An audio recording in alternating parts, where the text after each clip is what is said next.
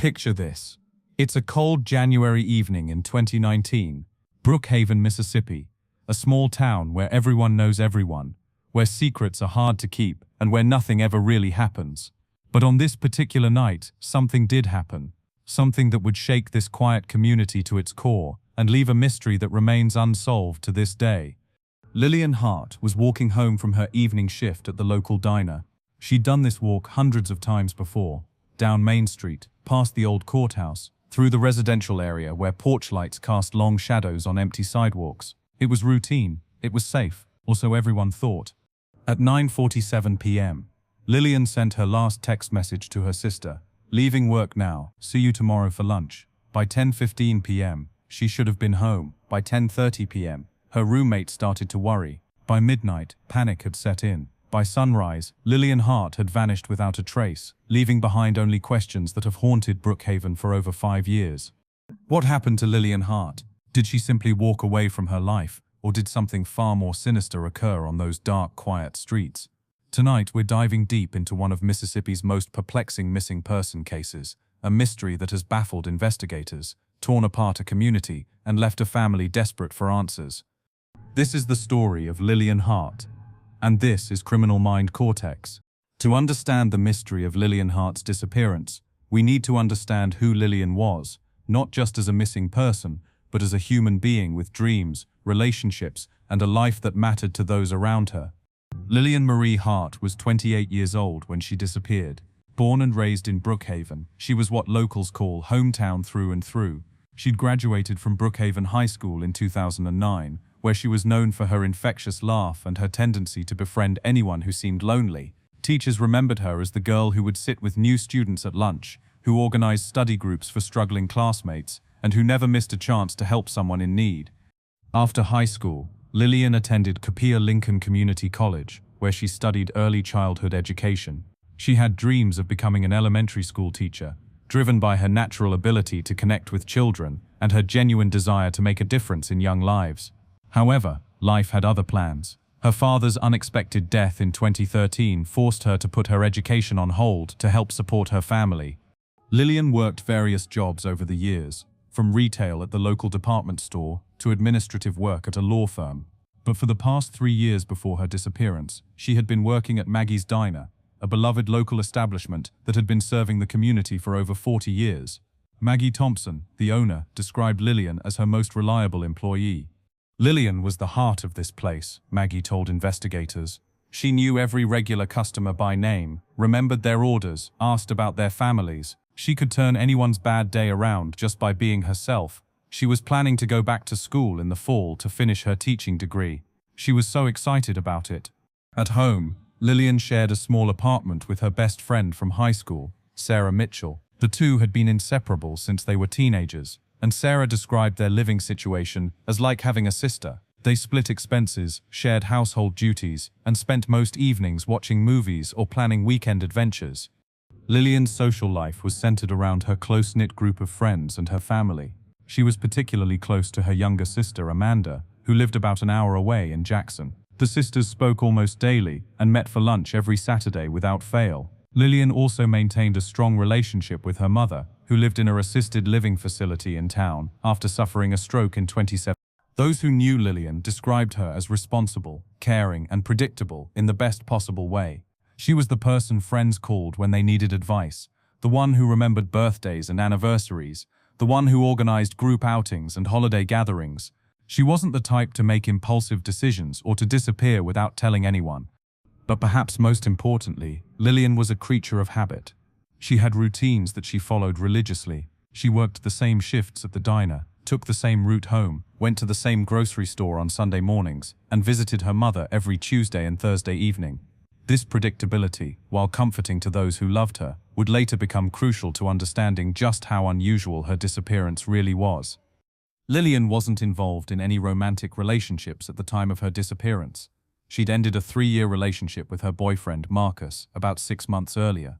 According to friends, it was an amicable breakup. They simply grew apart as they wanted different things in life.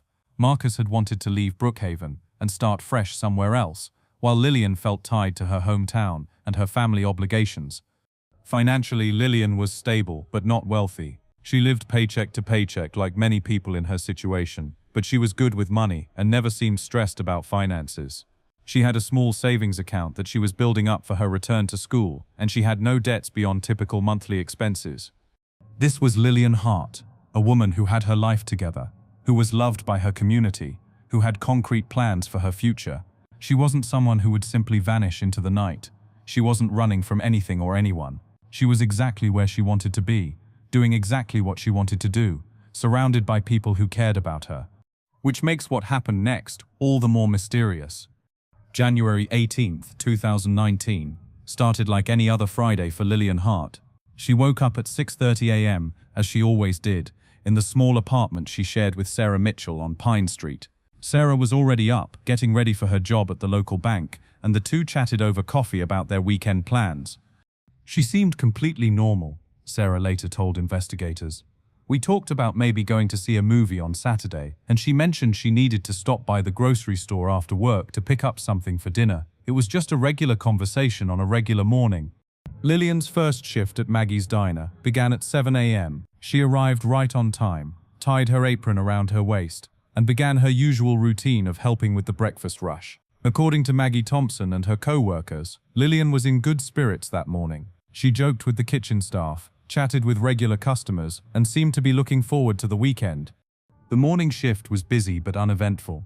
Lillian served coffee to the usual crowd of early risers, took orders from traveling salespeople passing through town, and cleaned tables between customers. Her colleague Jennifer Walsh worked alongside her and noticed nothing unusual about Lillian's behavior or mood. At 2 p.m., Lillian's first shift ended, and she went home for her typical break between shifts. This was part of her routine. She would work the breakfast and lunch rush, go home to rest and eat, then return for the dinner shift. Sarah was still at work, so Lillian had the apartment to herself. During this break, Lillian did something that would later become significant to investigators. She called her sister Amanda in Jackson, something she didn't typically do on Friday afternoons. Amanda was at work and couldn't talk long, but she remembered the conversation clearly. Lillian called around 2:30, Amanda recalled. She said she was tired and looking forward to our lunch tomorrow. She asked if I wanted to try that new restaurant that had opened up near the mall. We made plans to meet at noon. She sounded fine, maybe a little tired, but nothing that seemed concerning. After the phone call, Lillian apparently took a nap, which was also part of her usual routine between shifts. Her neighbor, Mrs. Eleanor Davis, an elderly woman who lived next door, saw Lillian leave her apartment around 4:45 p.m. to return to work for the evening shift. She waved at me like she always did, Mrs. Davis told investigators. She was wearing that blue sweater she liked, the one with the little flowers on it. She looked tired, but she smiled and said hello. It was the last time I saw her. Lillian's evening shift at Maggie's diner began at 5 p.m. Friday evenings were typically busy, with families coming in for dinner and teenagers hanging out after school activities. Lillian worked alongside two other servers, Jennifer Walsh and a newer employee named Tyler Morrison. The evening progressed normally until around 8 p.m., when something unusual happened. A customer at one of Lillian's tables became agitated and began arguing with her about his order. According to witnesses, the man claimed his steak was overcooked and demanded a refund. When Lillian politely offered to have the kitchen prepare a new steak, the customer became hostile and began raising his voice. He was really rude to her, Tyler Morrison later told investigators. He was calling her names and acting like it was her fault. Lillian handled it professionally, but you could tell she was upset. Maggie ended up coming over and asking the guy to leave. The customer was later identified as Robert Crawford, a 45-year-old man from a neighboring town who had been drinking before coming to the diner. He eventually left without paying his bill, but not before creating a scene that left Lillian shaken. Jennifer Walsh noticed that Lillian seemed quieter than usual for the rest of the evening. She wasn't her usual chatty self after that incident, Jennifer said. She was still doing her job, but she seemed distracted or maybe just tired. At 9:30 p.m., as the dinner rush was winding down, Maggie told Lillian she could leave early if she wanted to. It had been a long day, and the incident with the difficult customer had clearly affected her. Lillian initially declined, saying she didn't mind finishing her shift, but Maggie insisted. I told her to go home and rest, Maggie recalled. She'd been working hard all day, and that customer had been awful to her. She deserved to get home early for once. Lillian cleaned up her last table, counted her tips, and clocked out at 9:45 p.m. She gathered her purse and jacket from the employee area, said goodbye to her co-workers, and headed for the door. Tyler Morrison was the last person to see her inside the diner. "She seemed fine when she left," Tyler said. "She said, 'See you tomorrow,' like she always did. I watched her walk out the front door and turn left toward Main Street. That's the last I saw of her." At 9:47 p.m., Lillian sent her final text message to her sister Amanda. "Leaving work now, see you tomorrow for lunch." The message was sent from her location at Maggie's diner, confirming that she had indeed left work at that time. Security cameras from the bank across the street captured Lillian walking past at 9:49 p.m., heading in the direction of her apartment. She was walking at her normal pace, appeared to be alone, and nothing in the footage suggested she was in distress or being followed. After that, Lillian Hart vanished. The walk from Maggie's diner to her apartment on Pine Street typically took Lillian about 15 minutes. She should have been home by 10:05 p.m. at the latest. When she wasn't home by 10:30 p.m., her roommate Sarah began to worry. Sarah Mitchell's concern grew steadily as the minutes ticked by. At 10:30 am, she sent Lillian a text. "Where are you? Getting worried." When she didn't receive a response by 11 p.m., she called Lillian's phone. It went straight to voicemail. This was completely unlike Lillian. She was never late without calling, and she never let her phone die. Sarah tried calling again at 11:15 p.m., then again at 11:30 p.m., each time straight to voicemail. By 11:45 p.m., Sarah was genuinely frightened. She decided to retrace Lillian's route from the diner to their apartment. She walked the familiar path, calling Lillian's name and looking for any sign of her friend. The streets were quiet and empty, lit only by scattered streetlights and the occasional porch light. Sarah saw nothing unusual, no signs of struggle, no dropped belongings, no indication that anything had happened. At 12:15 a.m., Sarah made the decision to call the police. She reached the Lincoln County Sheriff's Office and spoke with the dispatcher, explaining that her roommate was missing and that this was completely out of character. The dispatcher took her information and assured her that an officer would be dispatched to take a report. Deputy Michael Torres arrived at Sarah's apartment at 12:45 a.m. He was a young officer, relatively new to the force, and he initially approached the call as a routine missing person report. "Adults went missing all the time," he explained to Sarah, "and most of them turned up within 24 hours with perfectly reasonable explanations." Sarah insisted that this was different. She explained Lillian's routines, her reliability, her close relationship with her family and friends. She emphasized that Lillian would never disappear without telling someone, especially not when she had plans to meet her sister for lunch the next day.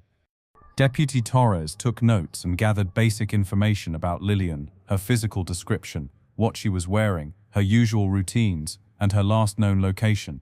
He also collected a recent photo of Lillian from Sarah's phone. However, department policy required a 24-hour waiting period before a missing person investigation could officially begin, unless there was evidence of foul play.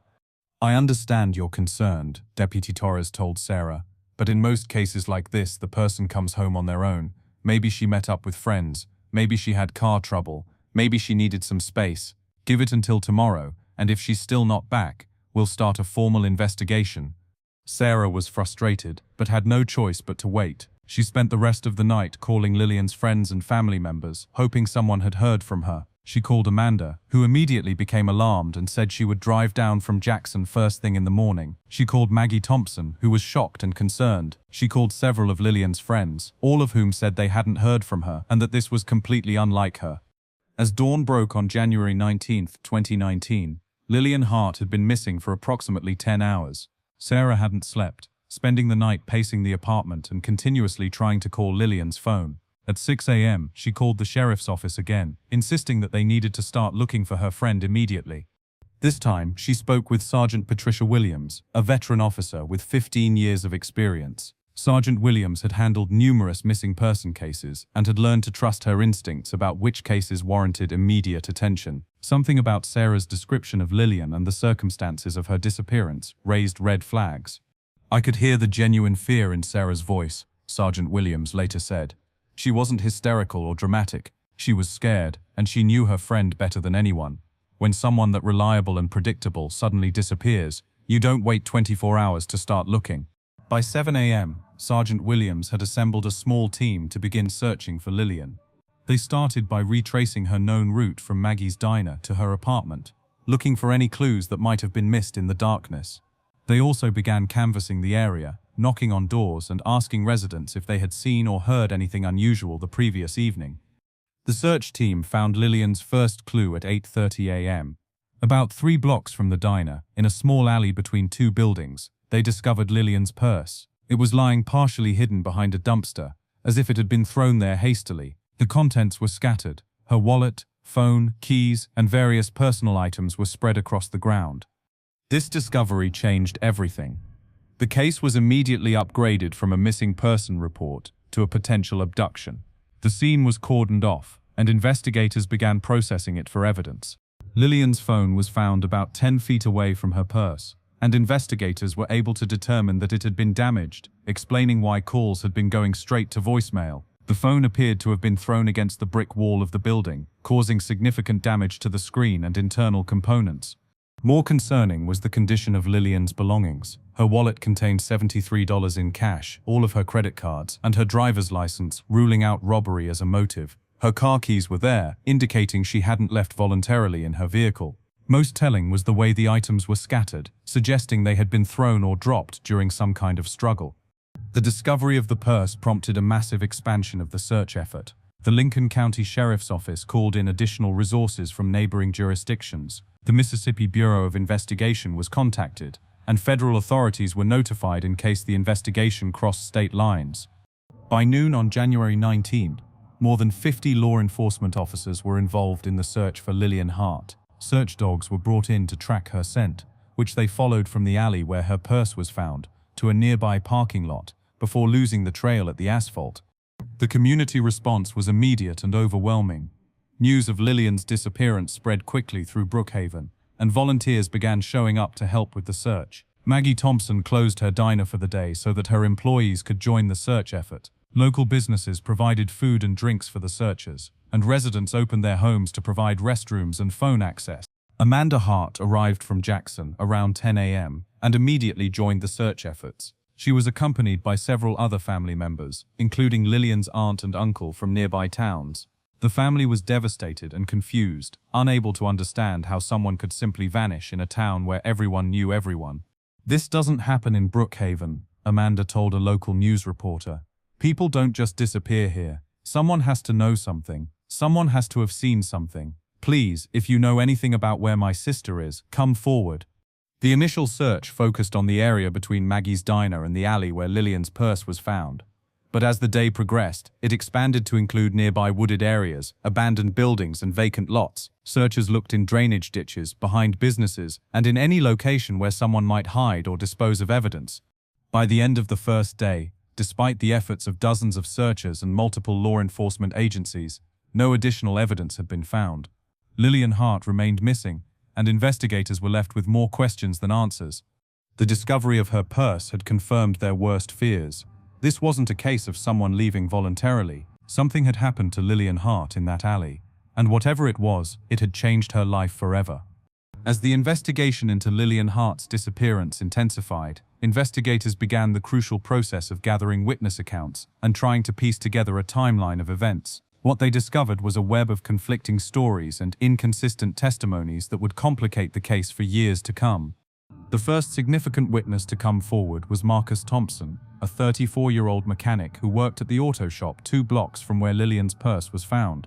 Marcus told investigators that he had been working late on January 18, trying to finish a repair job, when he heard what sounded like an argument coming from the alley around 10 p.m. "I heard voices, a man and a woman," Marcus said during his initial interview. "The woman sounded upset, maybe scared. The man was talking loud, but I couldn't make out the words. It lasted maybe 2 or 3 minutes, then everything went quiet." Marcus admitted that he hadn't thought much of it at the time, assuming it was just a couple having an argument. He said he'd seen people use that alley as a shortcut before, and arguments between couples weren't uncommon in that part of town on weekend nights. However, when Marcus was interviewed a second time 3 days later, his story had changed slightly. Now he claimed he had actually looked out the window of the shop and seen 2 figures in the alley, but it was too dark to make out any details. He also changed his estimate of the time, saying it might have been closer to 9:45 p.m. or 10:15 p.m. "I'm not good with time," Marcus explained. "I don't wear a watch, and I was focused on my work. It could have been any time between 9:30 and 10:30. The inconsistencies in Marcus's testimony raised questions among investigators. Was he genuinely uncertain about the details, or was he hiding something? Background checks revealed that Marcus had a minor criminal record, a DUI from 2 years earlier, and a disorderly conduct charge from a bar fight. Nothing serious, but enough to make investigators take a closer look at his story. Another witness who came forward was Lisa Chen, a night shift nurse at the local hospital who had been driving home from work around 10 p.m. on January 18. Lisa claimed she had seen a woman matching Lillian's description walking quickly down Main Street, appearing to be in distress. She looked like she was in a hurry. Maybe scared, Lisa told investigators. She kept looking over her shoulder like someone was following her. I almost stopped to ask if she needed help, but the light turned green and there was traffic behind me.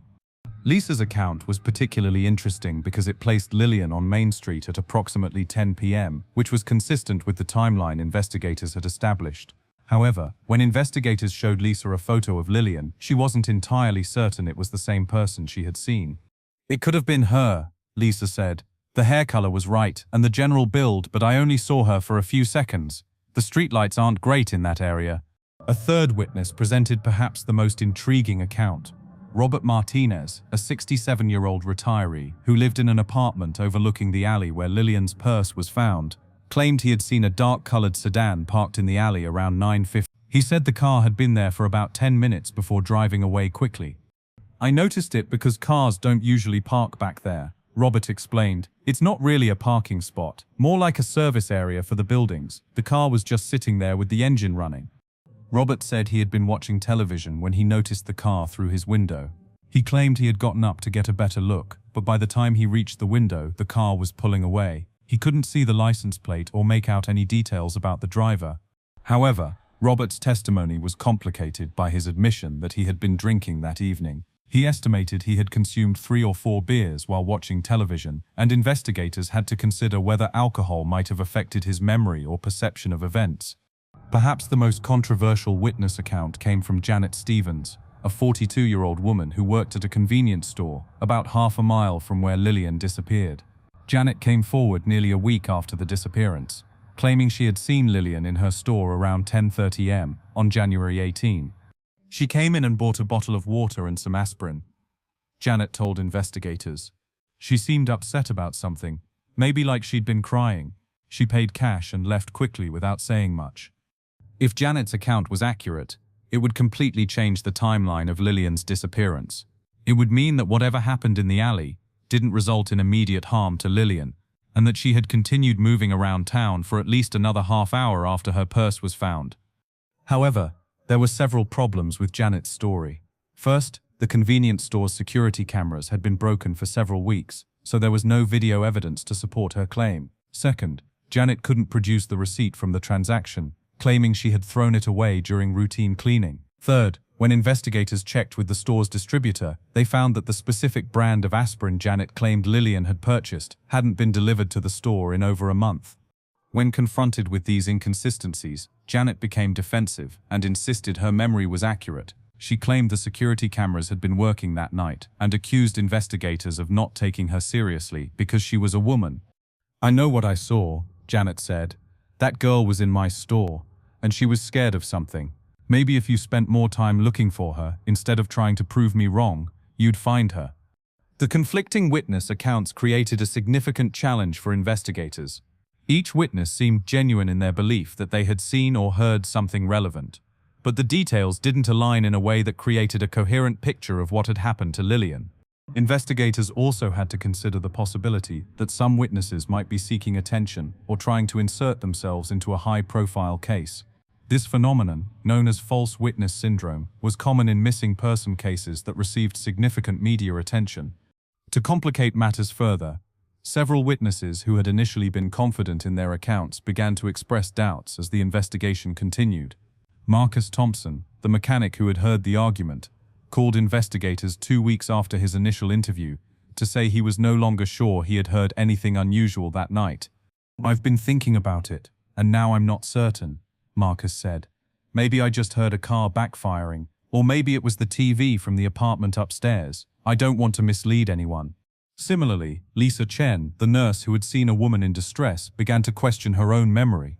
She called investigators to say she might have been thinking of a different night, or that the woman she saw might not have been Lillian at all.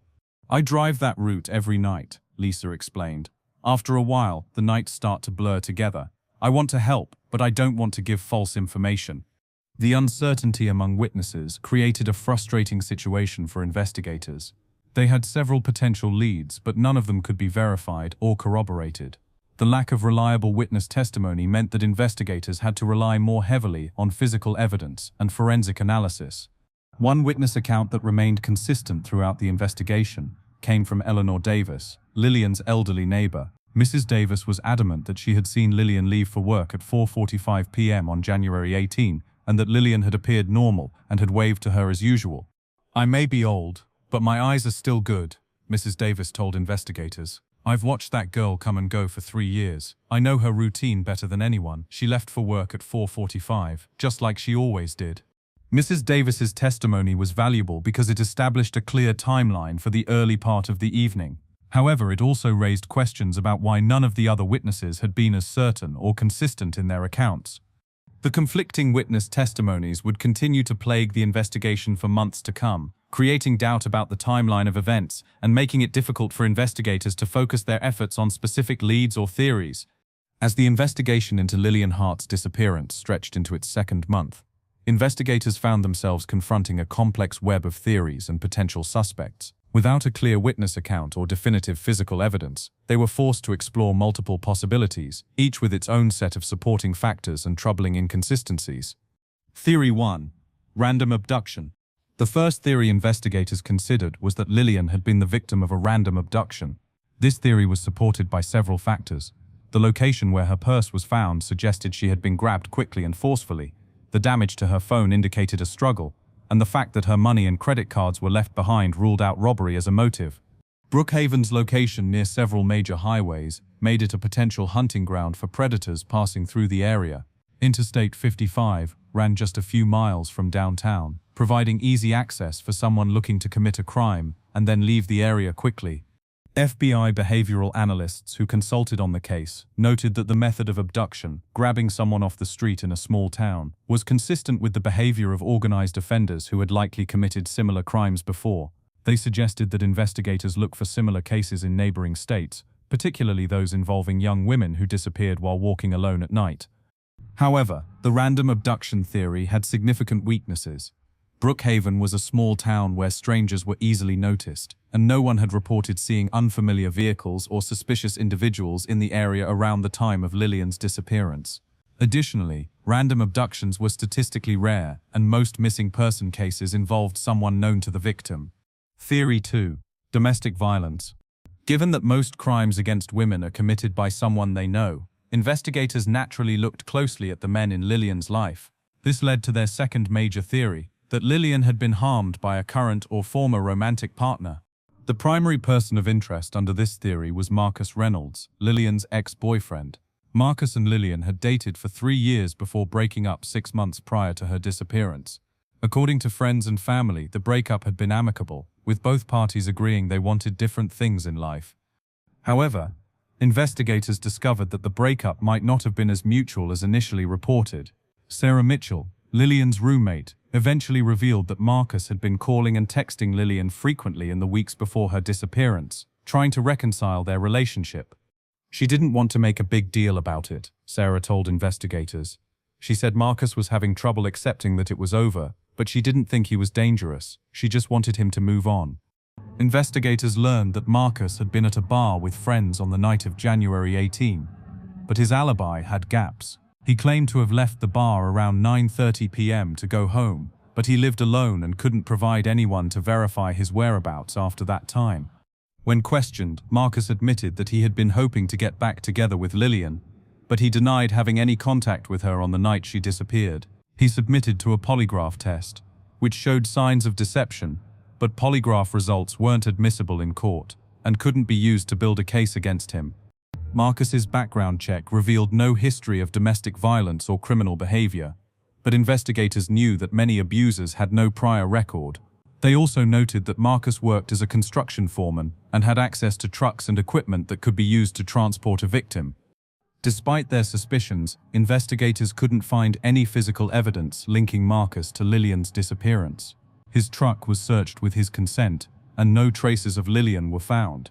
His phone records were examined, and they didn't show any calls or texts to Lillian on January 18. Theory 3. Workplace incident. The third theory focused on the incident that had occurred at Maggie's diner on the evening of Lillian's disappearance. Robert Crawford, the customer who had been rude to Lillian and had been asked to leave without paying, quickly became a person of interest. Crawford had a history of alcohol-related incidents and had been arrested twice for disorderly conduct in the past 5 years. He also had a previous conviction for assault, though it was from over a decade earlier and involved a bar fight rather than an attack on a woman. Investigators theorized that Crawford might have waited for Lillian to leave work and confronted her about the incident at the diner. Perhaps he had been drinking more after being asked to leave, and his anger had escalated into violence.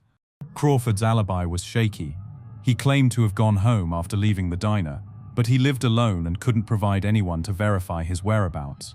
His truck was found parked outside a different bar across town, where the bartender remembered serving him several drinks but couldn't pinpoint exactly when he had arrived or left. When questioned, Crawford was belligerent and uncooperative. He claimed he barely remembered the incident at the diner and denied having any further contact with Lillian. He refused to take a polygraph test and requested a lawyer when investigators pressed him for details about his movements that evening. Crawford's phone records showed that he had made several calls to friends and family members in the hours after the diner incident, but none of these calls placed him near the area where Lillian disappeared.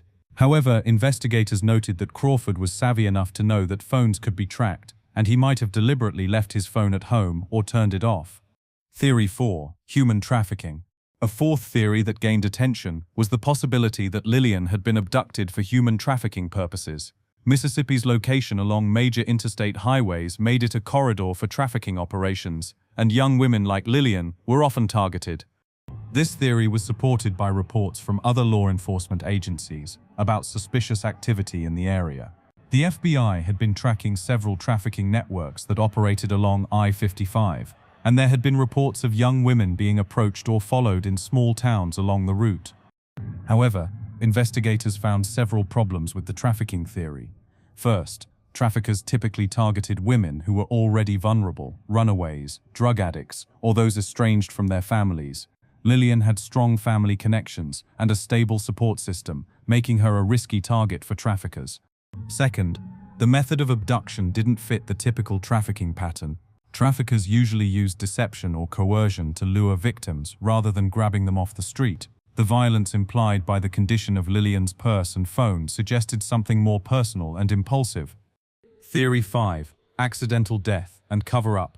The fifth theory suggested that Lillian's disappearance might have been the result of an accident that someone had tried to cover up.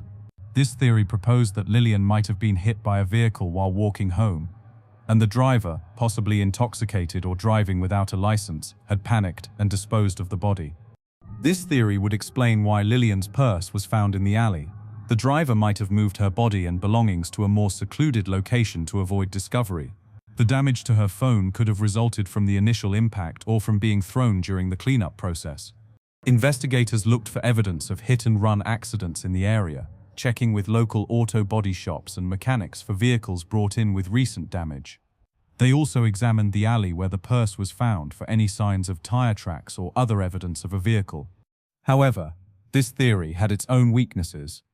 The alley where the purse was found was narrow and difficult to access with a vehicle, particularly at night. Additionally, there were no reports of damaged vehicles or suspicious behavior from local mechanics or body shops. Theory 6. Voluntary disappearance. The final theory that investigators considered was that Lillian had disappeared voluntarily. This theory suggested that she might have been dealing with personal problems that she hadn't shared with anyone, or that she had decided to start a new life somewhere else. Proponents of this theory pointed to the fact that no body had been found, despite extensive searches, and that voluntary disappearances were more common than most people realized. They also noted that Lillian had been working multiple jobs and might have been under more stress than she had revealed to her friends and family. However, this theory was strongly opposed by everyone who knew Lillian. Her family, friends, and co-worker all insisted that she was not the type of person to disappear voluntarily. She had close relationships with her family, concrete plans for her future, and no history of impulsive or erratic behavior. Additionally, investigators found no evidence that Lillian had been planning to leave. Her bank account had not been accessed since her disappearance. She had made no unusual purchases or travel arrangements, and she had left behind personal belongings that would have been meaningful to her. Ongoing investigation. Despite extensive investigation into all of these theories, investigators were unable to definitively prove any of them. Each theory had supporting evidence, but none had enough to warrant charges or to solve the case conclusively. The investigation remained active, with investigators continuing to follow up on new leads and re-examining old evidence with new technologies. They also maintained contact with Lillian's family and friends, hoping that someone might remember a detail that could break the case open. As the investigation continued, the mystery of Lillian Hart's disappearance only deepened, leaving investigators, family, and the community with more questions than answers. 5 years have passed since Lillian Hart vanished from the streets of Brookhaven, Mississippi, and the questions surrounding her disappearance remain as haunting and unanswered as they were on that first morning when Sarah Mitchell realized her roommate wasn't coming home. The Lincoln County Sheriff's Office officially classified Lillian's case as a cold case in January 2022, 3 years after her disappearance. This classification doesn't mean the investigation has ended. It simply acknowledges that active leads have been exhausted and that the case will now be reviewed periodically as new information becomes available or as investigative technologies advance. Detective Sarah Richardson, who took over the case in 2021, maintains a thick file folder on her desk labeled Hart, Lillian, Missing Person. The folder contains hundreds of pages of interview transcripts, evidence reports, search records, and investigative notes. It represents thousands of hours of work by dozens of law enforcement officers, but it still doesn't contain the one thing everyone wants most: answers. This case haunts me, Detective Richardson admits. I've worked missing person cases before, and usually there's some kind of resolution, even if it's not the one the family wants. But with Lillian, it's like she just evaporated. Someone out there knows what happened to her, and I won't give up until we find out who. The unanswered questions in Lillian's case are numerous and troubling. How did someone disappear so completely from such a small town? Why was her purse found in that specific alley? What happened during those crucial minutes between 9:47 p.m. when she sent her last text and 10:15 p.m. when she should have been home? Perhaps most frustrating is the question of why no one saw or heard anything definitive. In a town where everyone knows everyone, where people sit on their porches in the evening and notice when unfamiliar cars drive through their neighborhoods, how did someone commit what appears to be a violent crime without leaving any witnesses? The lack of physical evidence has been particularly challenging for investigators. Despite multiple searches of the area where Lillian disappeared, including searches with cadaver dogs, ground-penetrating radar, and thermal imaging equipment, no trace of her has been found. The alley where her purse was discovered has been processed multiple times, but aside from the scattered belongings, it yielded no DNA evidence, fingerprints, or other forensic clues. Technology has advanced significantly since 2019. And investigators have periodically re-examined the evidence using new techniques. Lillian's damaged phone was sent to the FBI's Digital Forensics Laboratory in hopes that new methods might recover additional data, but the damage proved too extensive. Her clothing was retested for DNA evidence using more sensitive techniques, but no foreign DNA was found. The investigation has also been hampered by the passage of time. Witnesses' memories have faded, potential suspects have moved away or died, and physical evidence has deteriorated. The businesses and residences around the area where Lillian disappeared have changed ownership multiple times, making it difficult to track down people who might have seen something relevant. One of the most troubling aspects of the case is the impact it has had on Lillian's family. Her sister Amanda has never stopped searching for answers, organizing annual searches on the anniversary of Lillian's disappearance, and maintaining a social media presence dedicated to keeping her sister's case in the public eye. I can't move on, Amanda says. I can't grieve properly because I don't know what happened to her. Is she somewhere out there, still alive, hoping someone will find her? Or should I be mourning her death? The not knowing is the worst part. Lillian's mother, who had been struggling with health issues even before her daughter's disappearance, has declined significantly in the years since. The stress and grief of not knowing what happened to Lillian has taken a tremendous toll on her physical and mental health. She rarely leaves her assisted living facility now, and when she does, it's usually to visit the police station to ask if there have been any developments in the case. Sarah Mitchell, Lillian's roommate and best friend, moved out of their shared apartment 6 months after the disappearance. She couldn't bear to live in a place that held so many memories of her missing friend. She still lives in Brookhaven, but she's never fully recovered from the trauma of losing Lillian. I feel guilty every day, Sarah admits. I keep thinking about what I could have done differently. Should I have insisted on picking her up from work? Should I have started looking for her sooner? Should I have called the police earlier? I know logically that none of this is my fault, but it's hard not to blame myself. The community of Brookhaven has also been deeply affected by Lillian's disappearance. The case shattered the town's sense of security and innocence. Parents became more protective of their children. Women stopped walking alone at night, and the general atmosphere of trust and safety that had defined the community for generations was permanently altered. It changed everything, says Mayor Patricia Wells, who has served as Brookhaven's mayor since 2015. We used to be a town where people left their doors unlocked and their cars running while they ran into the store. Now everyone's more cautious, more suspicious. The fear that something like this could happen again hangs over everything. The case has also generated significant media attention over the years. Lillian's disappearance has been featured in several true crime podcasts, a documentary film, and numerous newspaper and magazine articles. While the media attention has helped keep the case in the public eye, it has also brought unwanted scrutiny to the community and the investigation.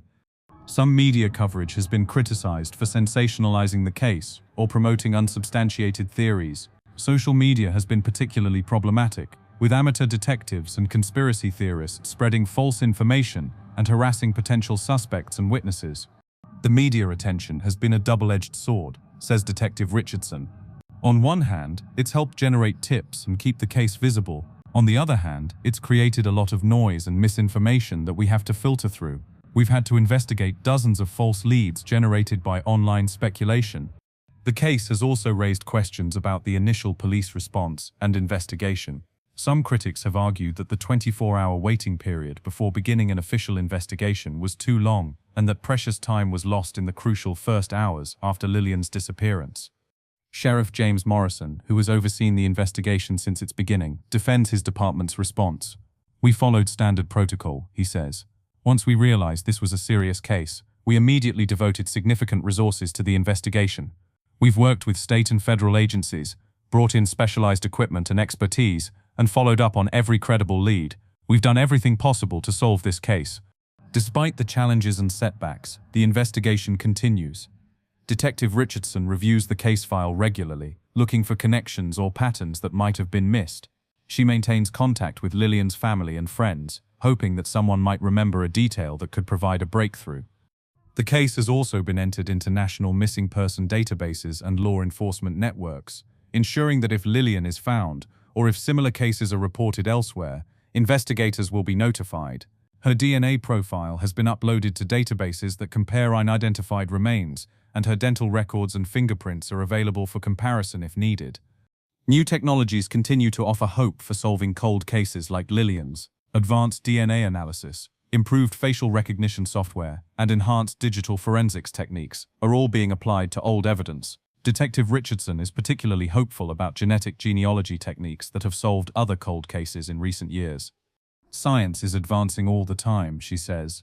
"Something that we couldn't test 5 years ago might be testable today. I'm optimistic that we'll eventually get the answers Lillian's family deserves."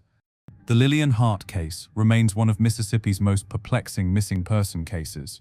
It stands as a reminder that even in small, close-knit communities, terrible things can happen, and that sometimes people can simply vanish without a trace, leaving behind only questions and the persistent hope that someday, somehow, the truth will be revealed.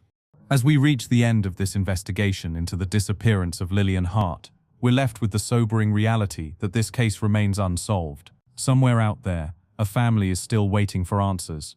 Somewhere out there, someone knows what happened to Lillian on that cold January night in 2019. If you have any information about Lillian Hart's disappearance, please contact the Lincoln County Sheriff's Office at 601-833-5231. You can also submit anonymous tips through the Mississippi Crime Stoppers hotline at 1-888-CR.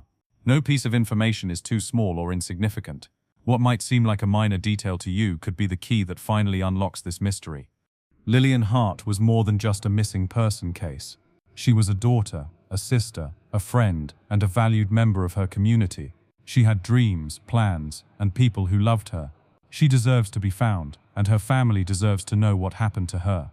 The investigation into Lillian's disappearance has shown us both the best and worst of human nature. We've seen a community come together in the face of tragedy, volunteers dedicating countless hours to searching for someone they'd never met, and law enforcement officers who refuse to give up despite years of setbacks and dead ends. But we've also seen how someone can commit a terrible act and then disappear into the shadows, leaving behind only pain and unanswered questions. We've seen how evil can exist even in the most unlikely places, and how the people we trust most can sometimes be the ones who hurt us. As we continue to follow cases like Lillian's, we're reminded of the importance of community vigilance and the need to look out for one another. We're reminded that every missing person is someone's loved one, and that every unsolved case represents a family living with unimaginable pain. The story of Lillian Hart is far from over. As long as there are people who remember her, who care about what happened to her, and who refuse to let her case fade into obscurity, there is hope. Hope that new evidence will surface, that someone will finally come forward with information, or that advancing technology will provide the breakthrough investigators need. Until that day comes, we remember Lillian Hart not as a victim but as a vibrant young woman who touched the lives of everyone she met. We remember her smile, her kindness, and her dreams of becoming a teacher. We remember the way she made everyone feel welcome at Maggie's diner, and the way she never forgot to call her sister or visit her mother. And we remember that she is still out there, somewhere, waiting to be found. This has been Criminal Mind Cortex, and I'm your host, bringing you the stories that need to be told. If this case has touched you, please share it with others. The more people who know about Lillian Hart, the better the chances that someone will come forward with the information that could finally bring her home. Remember, justice delayed is not justice denied. It's just justice waiting for its time to come. Until next time, stay safe, stay vigilant, and never forget that every missing person is someone's everything.